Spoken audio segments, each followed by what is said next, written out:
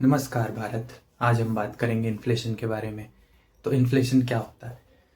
The rise in prices of goods and services is known as inflation. मतलब कि जो goods and services हैं उनके दाम बढ़ गए, majority of goods and services, ना कि एक, तो उसको बोलते हैं इन्फ्लेशन। इन्फ्लेशन से क्या होता है, हमारे जो मार्केट में जो प्राइसेस हैं गुड्स एंड सर्विसेज के वो बढ़ गए। और इन्फ्लेशन से क्या होता है कि जो मार्केट में प्राइस की जो वैल्यू होती है, मतलब जो मनी की वैल्यू होती है, वो घट जाती है। अब मैं आपको एक एग्जांपल से समझाता हूँ। जैसे आप हमेशा अपने बुजुर्गों से सुने होंगे कि हमारे टाइम पे 1 रुपए में बहुत सारे सामान आ जाते थे।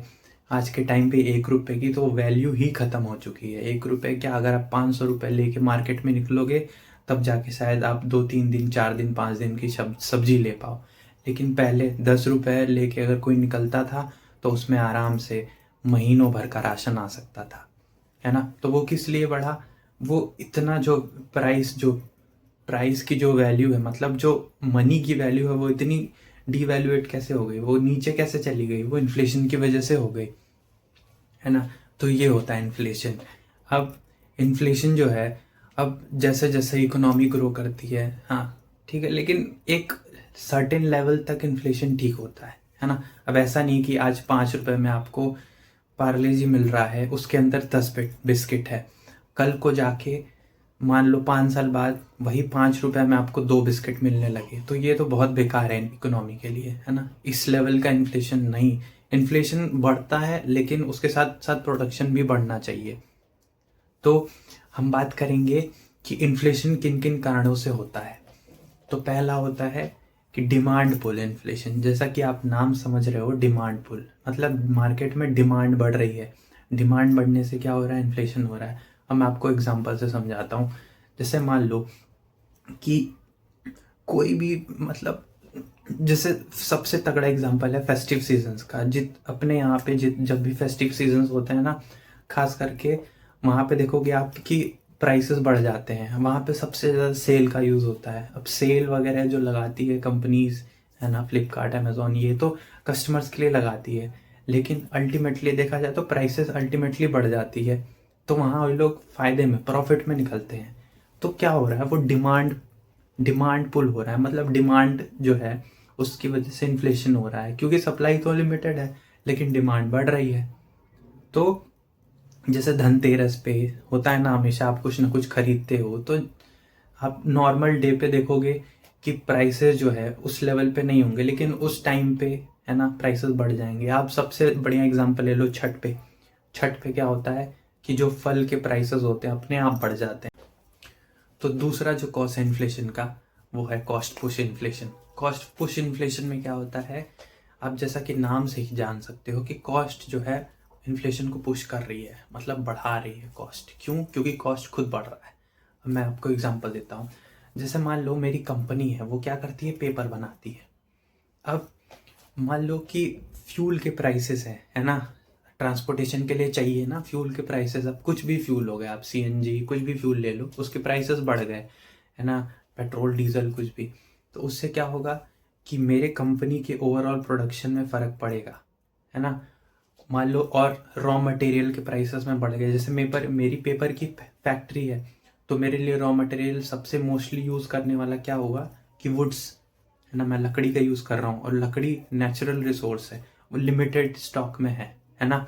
तो जाहिर सी बात है, उन लिमिटेड जो चीज़ें होती हैं ना, बाई टाइम उनकी वैल्यू बढ़ती ही है ना। वो उनकी वैल्यू डिप्लीट नहीं होगी, उनकी वैल्यू बढ़ेगी ही बाई टाइम, क्योंकि वो नेचुरल रिसोर्सेज हैं। क्योंकि इंसान, मतलब हम लोग के डिमांड बढ़ेंगे, है ना, क्योंकि हमारी पॉपुलेशन बढ़ रही है, धीरे धीरे हम और ज़्यादा यूज टू हो रही चीज़ों की, तो हमारी डिमांड बढ़ेगी। लेकिन नेचुरल रिसोर्सेज तो फिक्स हैं, लिमिटेड है। तो अब अब देखिए, रॉ मटेरियल्स के प्राइस बढ़ गए या फ्यूल के प्राइसेस बढ़ गए, इससे क्या होगा कि मेरी जो कंपनी है ना, जो प्रोडक्शन में कॉस्ट पैसा लगा रही है ना, उस पे इफेक्ट पड़ेगा, बिल्कुल पड़ेगा, है ना। तो उससे क्या करूँगा फिर? मेरी कंपनी, अगर मान लो मैं 50 रुपये में 100 पेज की कॉपी बेचता था, तो अगर मैं अभी भी 50 रुपये में 100 पेज की कॉपी बेचूंगा, अगर फ्यूल के प्राइसेस और रॉ मटेरियल के प्राइसेस बढ़ने के बाद भी, तो नुकसान मेरा होगा। तो मैं क्या करूँगा फिर, उस 50 पेज में, उस 50 रुपये में पहले मैं अगर 100 पेज की कॉपी देता था, तो उस 50 रुपये में अब मैं 75 पेज की कॉपी दूंगा, 80 पेज की कॉपी दूंगा, है ना। तो मैं क्वांटिटी रिड्यूस कर दूंगा, या तो अगर मैं क्वांटिटी सेम रखूंगा तो मैं प्राइसेस को बढ़ा दूंगा, है ना। ये होता है कॉस्ट पुश इन्फ्लेशन, है ना। कॉस्ट पुश इन्फ्लेशन यही आप देखोगे कि मेनली आप क्या कर, जैसे आप पार्ले जी का पहले देखते थे, पहले 5 रुपए का पार्ले जी जो होता था उसमें आराम से 10-15 बिस्किट्स आते थे। अब 5 रुपए के पार्ले जी में तो बहुत कमाने लग गए हैं, है ना। मतलब अब 5 रुपए का पार्ले जी उस समय के 2 रुपए के पार्ले जी के बराबर हुआ करता था। उस समय का मतलब आज से 8 से 9 साल, 5 साल, 6 साल पहले। अब तीसरा जो कॉज है इन्फ्लेशन का, वो है मॉनेटरी इन्फ्लेशन। मॉनेटरी इन्फ्लेशन क्या होता है? मॉनेटरी मतलब कि अगर मार्केट में मनी सप्लाई बढ़ जाए, है ना, मार्केट में होता है ना राजू का डायलॉग कि पैसा ही पैसा होगा। तो अगर मार्केट में मनी सप्लाई बढ़ जाए तो क्या होगा, उससे मनी की वैल्यू गिर जाएगी। अब मैंने पहले ही बताया था इन्फ्लेशन के बारे में कि इन्फ्लेशन से क्या होता है कि एक तो गुड्स एंड सर्विसेज के प्राइसेस बढ़ जाते हैं, वो तो मेन फैक्टर तो है ही, है ना। दूसरा क्या होता है कि आपका जो पावर ऑफ मनी है, जो मनी की जो पावर है वो घट जाती है, क्योंकि आपके पास एक्सेस में चीज़ें होती है।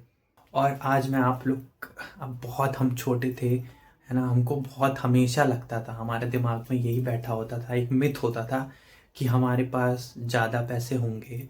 जैसे हम हमेशा यही सोचते थे कि अगर हमारे पास कुछ भी करके पैसे प्रिंट करने वाली मशीन हो जाए, है ना, हम खूब ढेर सारा पैसा छाप दे तो हर कोई अमीर हो जाएगा। नहीं, ये मैं आज आपका मिथ दूर करना चाहता हूँ, ये बिल्कुल भी नहीं होगा। अगर ज़्यादा पैसे आ जाएंगे, ऐसे ज़्यादा नोट सप्लाई होने लग जाएगी ना, तो इकोनॉमी जो है ना बहुत ज़्यादा डिसबैलेंस हो जाएगी। क्यों? ऐसा समझिए, ये सप्लाई है, ये डिमांड है। आप जब ज़्यादा पैसे दे रहे हो ना लोगों के पास, बहुत ज़्यादा पैसे आ गए, तो क्या होगा, ये डिमांड जो है ना ऐसे बढ़ जाएगा। सप्लाई देखिए यहीं पे फिक्स है, सप्लाई को कुछ नहीं हो रहा है, सप्लाई यहीं पर है। तो ज़्यादा लोग डिमांड करेंगे तो क्या होगा, उससे जाहिर सी बात है प्राइसेस बढ़ जाएंगे, है ना। और इकोनॉमी में बहुत ज़्यादा अफरा तफरी मच जाएगी, है ना।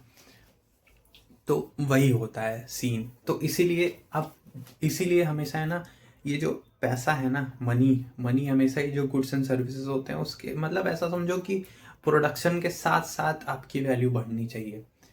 वही कंट्री सबसे ज़्यादा पावरफुल है ना, और सबसे ज़्यादा डोमिनेटिंग कह लो, है ना, जिनका प्रोडक्शन बहुत है, जैसे यूएस, चाइना, है ना। इनकी करेंसी की वैल्यूज, अब डॉलर की वैल्यू इतनी ज़्यादा है क्यों?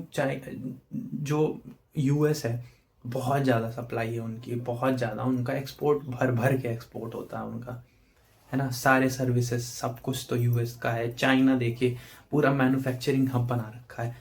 अगर हम सोच ले यही कि हम सिर्फ नोट प्रिंट करके अमीर हो जाएं, तो ना भाई, वही हो गया कि अपने मुंह मियां मिट्ठू बनना वाली बात होगी। ऐसा कुछ नहीं होगा, है ना।